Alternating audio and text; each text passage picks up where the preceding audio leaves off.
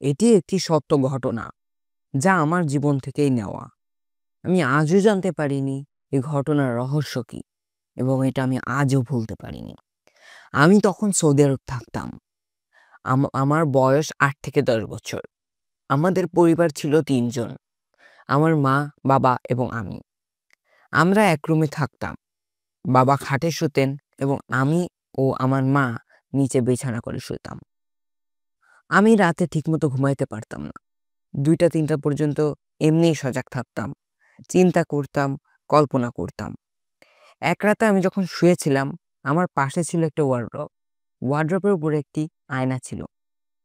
আমি দেখতে পেলাম আয়না থেকে একটি সাদা আলো বের হয়। আর সাদা আলোটি বের হওয়ার প্রায় ৫ থেকে ১০ সেকেন্ড পর আমি শুনতে পেলাম ছাদের উপর কেউ লোহার খাট দিয়ে আঘাত করছে। ঠিক তার ৫ সেকেন্ড পর আমি একটি মেয়েকে জোরে চিৎকার করতে শুনলাম। তার চিৎকার এতটাই ভয়ংকর ছিল যে আমি বেশ ভয় পেয়ে গেছিলাম। আজও সেই সাদা আলো, খাটের আওয়াজ এবং সেই মেয়ের চিৎকার আমার কানে বাজে। আমার চোখের সামনে ভাসে। জানি না সেই রহস্যের আসল অর্থ কী, কিন্তু এটা আমি কখনো ভুলতে পারবো না।